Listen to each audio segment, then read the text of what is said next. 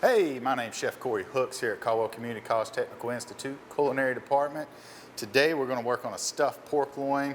I'm going to show you how to fabricate that pork loin, stuff it, roll it, which is what we call a roulade, and we're going to actually show you how to truss that pork loin as well. And we're going to do a nice spicy tomato sauce to braise that in to finish that pork loin off. So first thing we're going to get started on is the tomato sauce, and the main reason I want to start on that is because we've got to give that sauce some love, some time to develop, to use with that pork loin. So first thing I'm going to start off with, onion. We're going to do about a cup, and it's subjective, so about a half onion. First thing I want to do is cut the stem off that onion. We're going to flip it over, cut down through the root, okay? At this point in time, you can go ahead and peel it. I tell my students, go ahead and cut the onion in half and then peel it. It makes it a whole lot easier. I do like to leave the root on. Helps keep some of that gas down, that makes you cry a little bit, and it helps keep the onion together while you're doing your knife cuts. So first, I like doing a horizontal cut all the way through. I go from the heel of my blade to the toe, back to front, one nice fluid motion all the way through. Now I'm going to turn it. I'm going to do my vertical cuts, okay, straight down, straight down. We're going to do a small to a medium dice on this. Turn it again. Beautiful dice, right? Beautiful dice. Finish it off at the root because we didn't go all the way through it.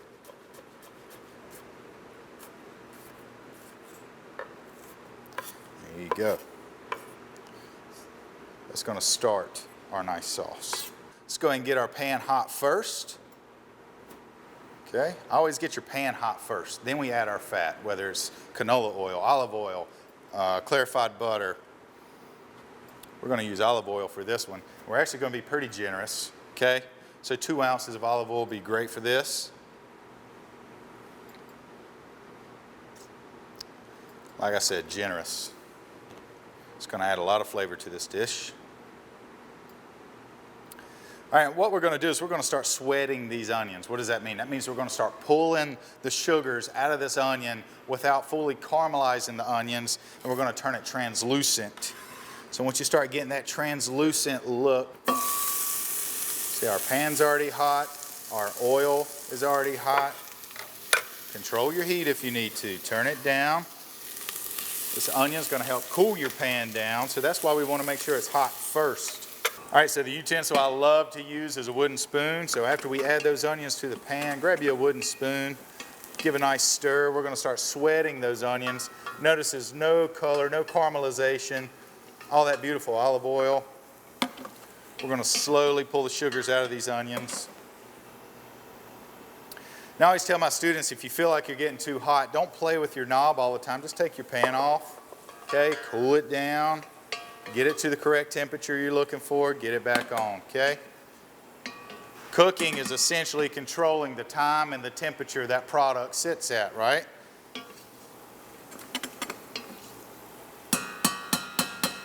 All right, at this point, we're going to add about a tablespoon of garlic. A lot of this is subjective. If you like more garlic, add more garlic, okay? Good tablespoon. I love garlic, so we're going to add a good tablespoon. Okay, we don't want the garlic to burn, so make sure you stir. Still using moderate heat right now, medium to medium high. Oh, the aromas are already starting. All right, from this point, our onions are getting translucent. Our garlic is getting real aromatic, and we're going to add some tomato paste. Okay, what I love about tomato paste, it gives depth, and it helps build a fond or caramelization on the bottom of the pan, okay? It's a good base for a tomato sauce. So let's add a good tablespoon of tomato paste. We're going to let that start caramelizing, okay? You should start to see a little bit of color on your pan coming from the tomato paste, your onions, and your garlic. Get that incorporated real well. Back on the heat.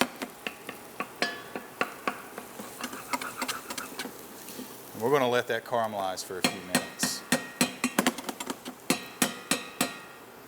All right, very, very simple tomato sauce, okay? It's gonna have a little bit of heat. We're gonna add some red chili flake to it. If you don't like a lot of spice, you can pull back on that if you want to, okay? Or you can eliminate it altogether.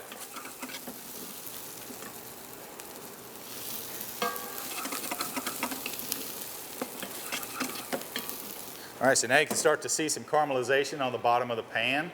That's what I mean by a fond, okay? That's what's great about tomato paste.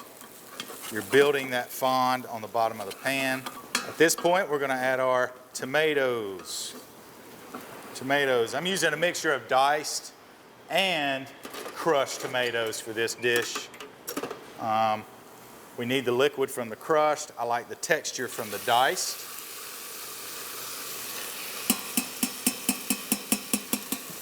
So we're gonna go with a 1/2 cup crushed tomatoes, 1/2 cup diced tomatoes. Very subjective. If you want more diced for texture, that's perfectly fine. If you would like to have more crushed for viscosity, that's perfectly fine. Be careful, make sure you don't get splattered. Like I said, take it off the heat, okay? Control your time, control your temp. That's what cooking's all about. All right, my pan's cooled down a little. Put it back on the heat. From this point, I'm gonna go ahead and add that red chili flake. Like I said, add as much as you feel. We're gonna add 1 teaspoon, okay? 1 teaspoon. Red chili flake will go a long way, okay? A little bit goes a long way. Stir that in. Now I'm gonna add some chicken stock. Here I have some beautiful chicken stock. You can use veg stock if you want, but since we're using pork, I like using a chicken stock. We're going to add 1/2 cup of chicken stock.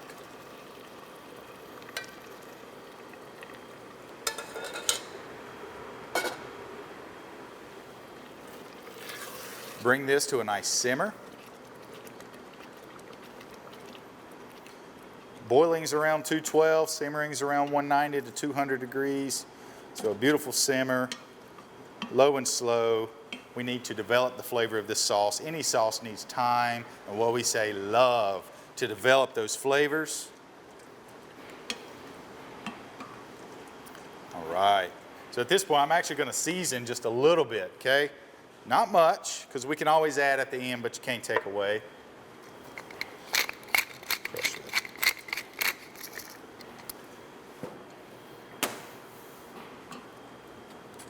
From this point, we're going to let this cook. So we're going to let this cook. The longer you let a sauce cook, the better it's going to be, hands down. Okay, soups, stews, braises. The longer you let it sit, the better it's going to be. Those flavors just tend to melt. So we're only going to cook this for about 20 minutes while we do our pork, but it's going to get the rest of the cook time from actually cooking with the pork in the oven. So all collectively, this cook time will be about an hour. So this sauce is actually going to develop a lot of flavor from the pork, as you'll see coming up. All right, so I'm at the temp, I'm at a good simmer. I'll cut it down, go ahead and cover it. We're going to let that sit while we get our pork together, and I'll be right back.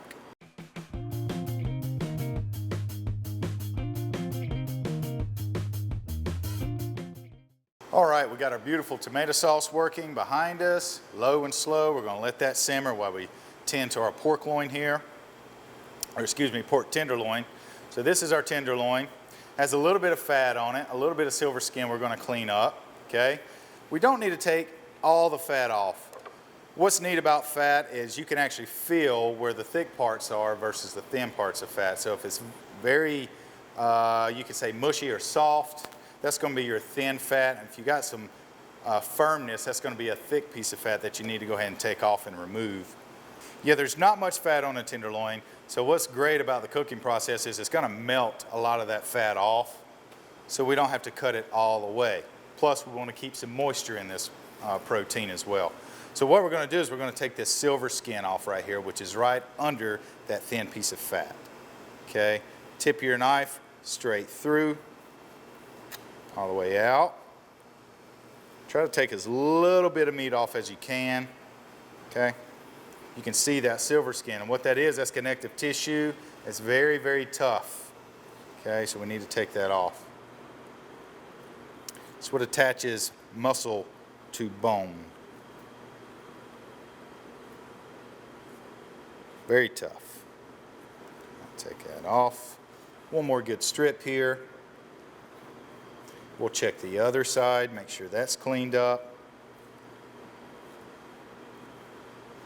Then I will show you how to butterfly. This one has no silver skin, so we're good. Just a little bit of fat here. It's perfectly fine. So now we're going to go through the butterfly process. Many different ways to butterfly, truss, proteins.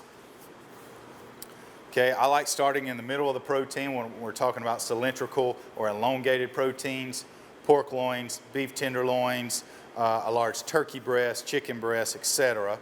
Okay, so we're going to take our knife very gently, okay? Don't apply too much pressure. You want a great sharp knife for this, okay? Right down the middle. Right down the middle. So I'm making a seam. Essentially, we're going to go about a third of the way down to halfway, and then we're going to start going to the side. Okay? Working our way to the side.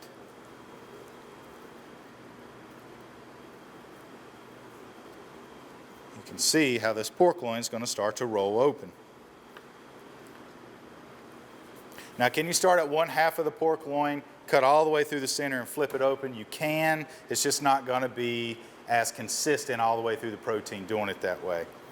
So I like rolling it out from the middle to the outside, very gently with your knife. Okay? Since I'm right-handed, I'm going to flip my protein around. You can see how we have knife marks through here. That's going to be fixed when we pound it. So again, angle to the side. Rub with your fingers as you go and lift the meat away. And you can see how this protein is just opening right up for us. All right. And now I have one consistent piece. All right, from this point, I like to go ahead and pound the meat just to even the meat out all the way through.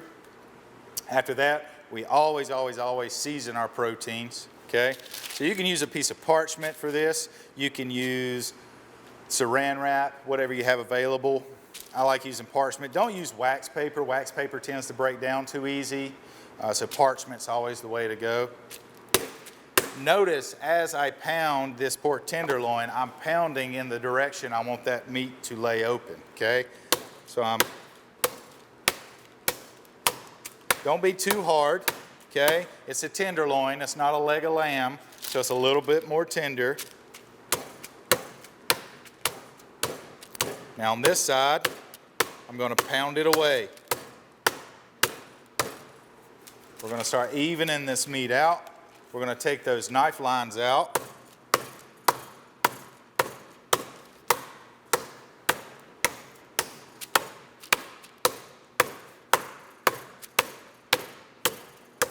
Going to make for an even cook time and more even cooking temperature when you pull your meat out.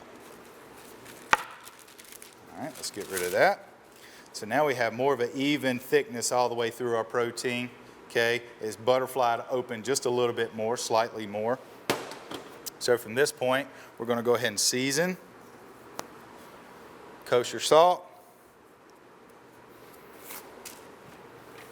Cracked black pepper.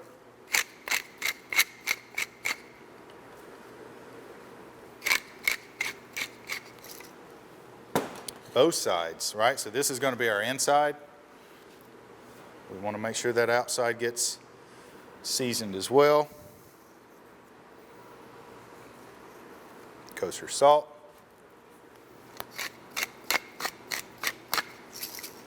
Black pepper. Let's leave our board this way. Flip it back over. Now the fun begins. All right, so from this point, we're actually going to stuff and then roll and truss our pork loin, okay? So for this next step, I've already prepared the stuffing, or the filling, if you will. And all that is equal parts golden raisins, pine nuts, parsley, and capers, okay? So what I did here is I took my golden raisins, pine nuts, and parsley and pulsed them in a food processor, okay, till you get a nice crumbly texture. What this does is it helps incorporate all the ingredients, and it still leaves texture for your stuffing, okay? And then I add my capers later so we can keep the capers whole. So what we're going to do is go ahead and take our stuffing, be very generous, okay? It don't matter if some comes out, that's fine. Add our stuffing all the way, okay? Don't just put it in the middle. We're going all the way to the ends. You can leave some for garnish, okay? So we'll hold some back, keep it for garnish. Beautiful. All right. From here, I'm actually going to press it in, okay? Don't be afraid to press it in. It's going to help hold it in there. Those raisins, the nuts, the parsley, they all bond together. Perfect. Okay, we're going all the way out to the ends, all the way around to the edges. Now, let's roll, okay? We call these roulades. Roulades are anything that's butterflied open, stuffed, and rolled, okay? This is a pork roulade. You can take your knife to help you. I've also actually used saran wrap up under your pork loin. That helps you get it up, okay? But from here, you just take your knife, get it up, make that first initial roll. Make sure it's good and tight. I'm going to go over, come back, tighten it down. Some of the stuffing's going to fall, that's fine. We have plenty in there. Now we have a beautiful rolled, or a beautiful pork roulade, if you will. All right, so from here I'm going to turn it. I'm going to nip this tip off to make sure it fits in our pan.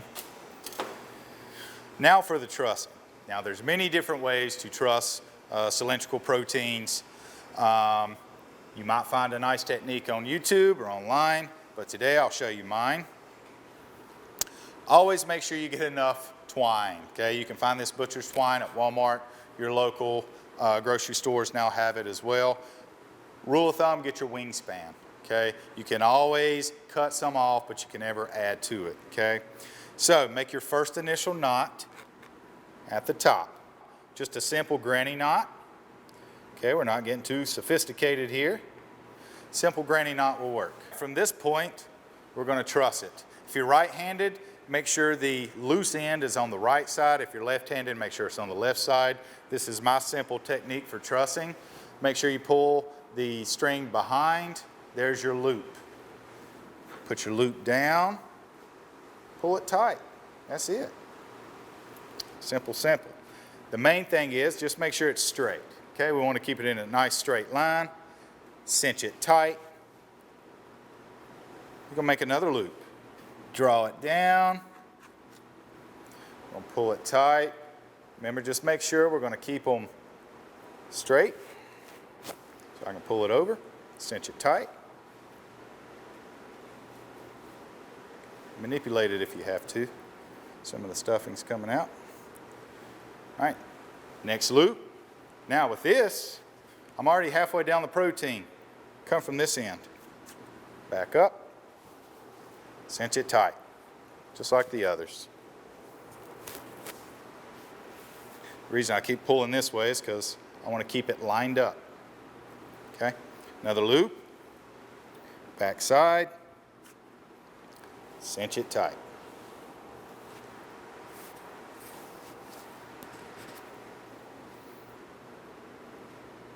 Now, with trussing, you always want to end where you began, okay?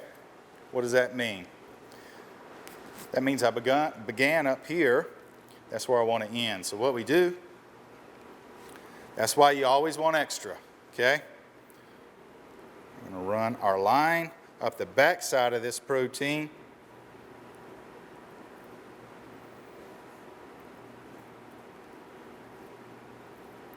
You don't have to do every single string, but at least 2 or 3. And then we're going to tie it off where we started.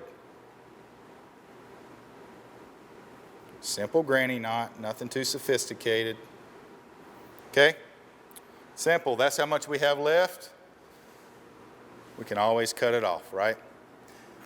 See, I started with this much, that's how much I have left. So you really use more than you realize when you're trussing. If you have extra stuffing, that's fine. That's why we overstuffed it to begin with. That way it ensures you have plenty on the inside. If you have a little bit come out, that's perfectly fine. Not to mention, as you cinch each truss, it's pushing that stuffing to the edges, So it's going to be nice and full all the way through. I'm going to clean up, come back. We're going to show you how to sear this protein and use that tomato sauce we made.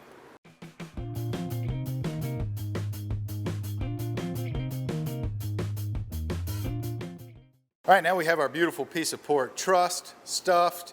We have our tomato sauce still going on the back. So now we're going to sear this protein, braise it in that tomato sauce, and get this dish put together.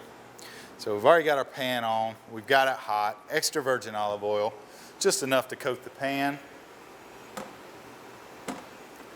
We call that conditioning our pan, right? Get it hot first, then add your fat. Okay, it's going to heat up quicker. We're at our smoke point now. That's beautiful. Lets me know my fat is hot, my pan is hot. Sear your protein, okay? Now, you might have some filling come out. That's okay. It might start to burn. That's okay. You can scrape it out with your tongs or whatever utensil you're using.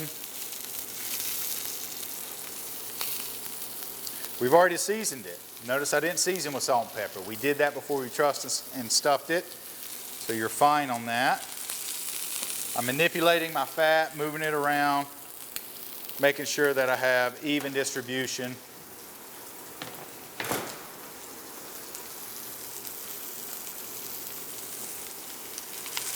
All right, anytime we're searing, we don't want to move that protein, okay?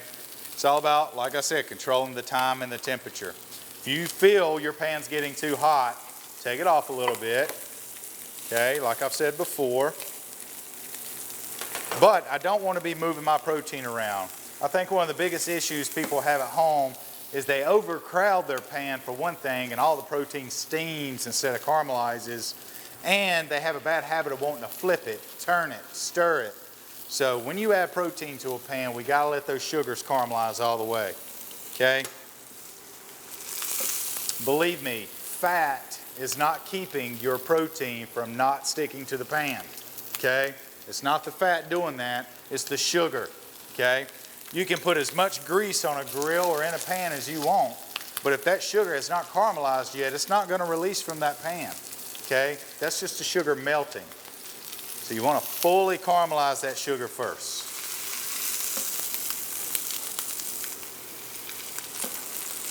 All right, about 2 to 3 minutes. So now we got some beautiful color on that pork. We're going to go ahead and flip it over. Like I said, if you have a few pieces of stuffing come out, don't be afraid, it's fine. We have plenty in there, that's why we overstuffed it.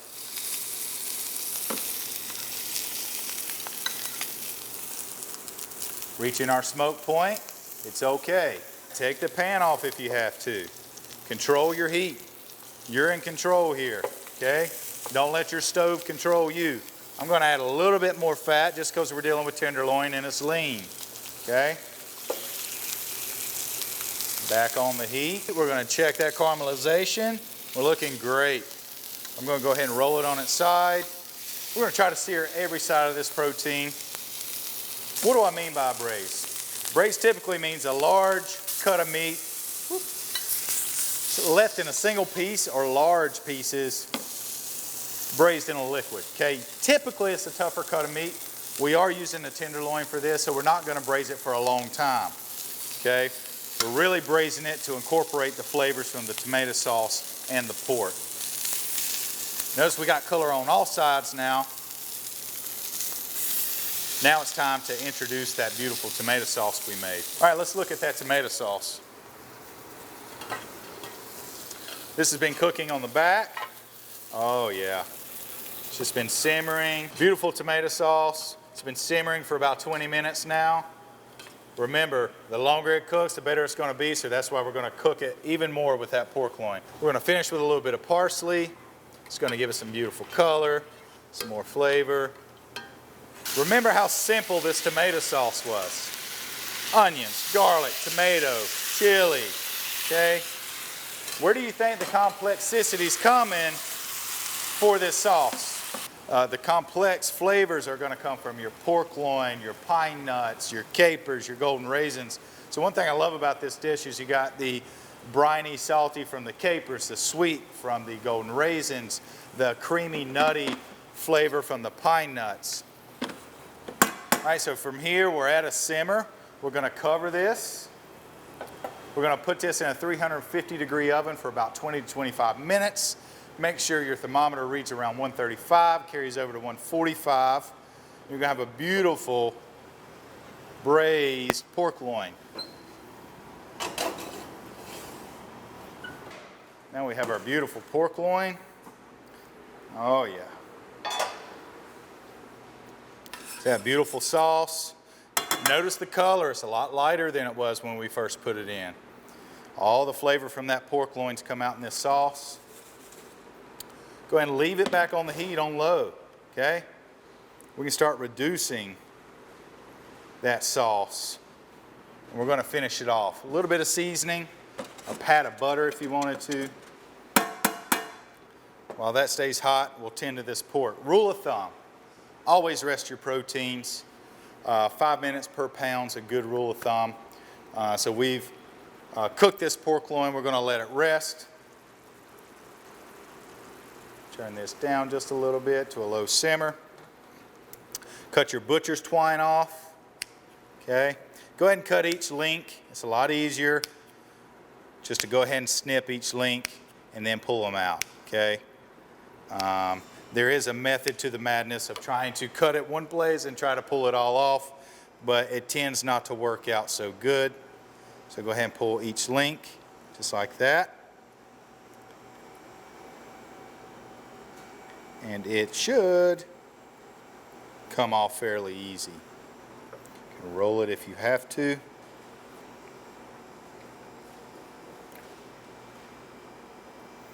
If you tie it good like this, it should be difficult. So that's how you test yourself. If it's hard to get off, you really did a good butcher's twine. Or trussing, I should say. All right, all the butcher's twine's off. Clean my hands. We're letting that protein rest. Notice how it didn't come apart at all. We tied it very nice. Now let's talk about slicing this pork loin. One thing I love doing with proteins is carving on a bias. You can really fan out the plate presentation. There's also times where I've actually cut them in beautiful medallions and set them up on a plate that way as well. We're going to serve it on this nice beautiful platter here. So I'm going to cut it on a bias. Remember, as you cut, to try to keep it together, you want to make sure you're using a nice sharp knife. Our sauce is looking beautiful and amazing. Keep going through your protein.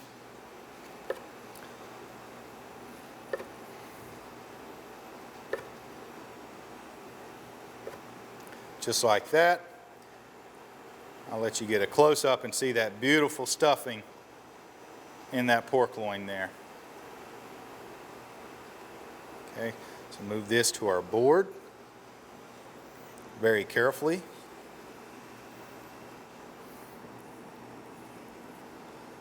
And then we just simply fan it out. Just fan it out.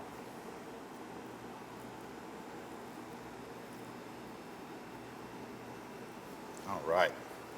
And now it's time for this beautiful sauce. Remember, we pulled it out of the oven, so make sure you handle it with a towel. All right. Right over top.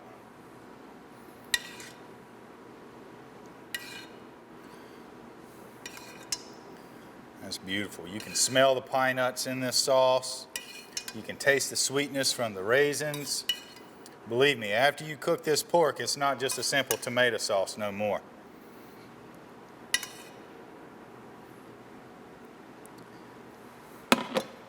We reserved some of that stuffing for our garnish. That's beautiful. That is beautiful.